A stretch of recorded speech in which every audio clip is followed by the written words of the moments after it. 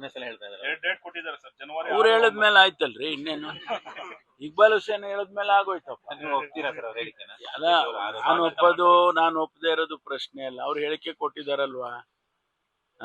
ಗೊಂದಲ ಮೂಡಿಸ್ತಾ ಇದೆ ಅಂತ ಹೇಳಿಕೆ ಎಲ್ಲ ಏನಿಲ್ಲ. ಪರಮೇಶ್ವರ್ ಅವರು ಮುಖ್ಯಮಂತ್ರಿ ಮಾಡಿದ್ರೆ ಏನ್ ಲಾಭ ಅನ್ನೋದ್ರ ಬಗ್ಗೆ ವೇಣುಗೋಪಾಲ್ ಅವ್ರ ಒಂದು ಟೀಮ್ ಭೇಟಿಯಾಗಿ ಕನ್ವಿನ್ಸ್ ಮಾಡಿದ್ದಾರೆ ಅಂತ ಒಂದು ಮಾಹಿತಿನೂ ಇದೆ. ನಮ್ಮ ಪರವಾಗಿ ಒಂದು ಸ್ಟ್ರಾಂಗ್ ಟೀಮ್ ಹೋಗಿದೆ. ಎಲ್ಲಿ? ವೇಣುಗೋಪಾಲ್ ಎಲ್ಲಿಗೆ ಹೋಗಿದೆ ಸರ್? ಡೆಲ್ಲಿಗೆ ಪರವಾಗಿ ರಿಪೋರ್ಟ್ ಕೊಟ್ಟಿದ್ದಾರೆ ಅಂತ. ಸಿದ್ದರಾಮಯ್ಯನವರು ನಿಮ್ ಪರವಾಗಿದ್ದಾರೆ ಅಂತ ಪರ್ಯಾಯ ನಾಯಕತ್ವದಲ್ಲಿ ಹೈಕಮಾಂಡಿಗೆ, ನಮ್ಮ ಕಾಂಗ್ರೆಸ್ ಪಕ್ಷದ ಹೈಕಮಾಂಡಿಗೆ ಪ್ರತಿಯೊಂದು ಮಾಹಿತಿ ಇದೆ.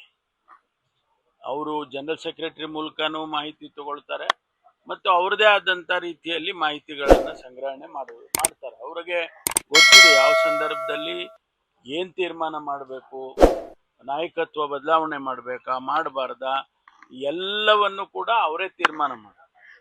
ಹ್ಯಾಂಡ್ ಪೋಸ್ಟ್ ಯಾವ ಕಡೆ ಹೋಗಿದೆ ಅಂದರೆ ಹೈಕಮಾಂಡ್ ಕಡೆ ಹೋಗಿದೆ. ಲೇಟೆಸ್ಟ್ ಹಾಗೂ ಇಂಟ್ರೆಸ್ಟಿಂಗ್ ಸುದ್ದಿಗಳಿಗಾಗಿ ಬಾಸ್ ಟಿವಿ ಕನ್ನಡ ಚಾನೆಲ್ನ ಸಬ್ಸ್ಕ್ರೈಬ್ ಮಾಡಿ. ಹಾಗೆಯೇ ಬೆಲ್ ಐಕಾನ್ ಪ್ರೆಸ್ ಮಾಡಿ. ಇದರ ಜೊತೆಗೆ ಫೇಸ್ಬುಕ್, ಇನ್ಸ್ಟಾಗ್ರಾಮ್, ಎಕ್ಸ್ ನಲ್ಲೂ ಮಿಸ್ ಮಾಡದೆ ಫಾಲೋ ಮಾಡಿ.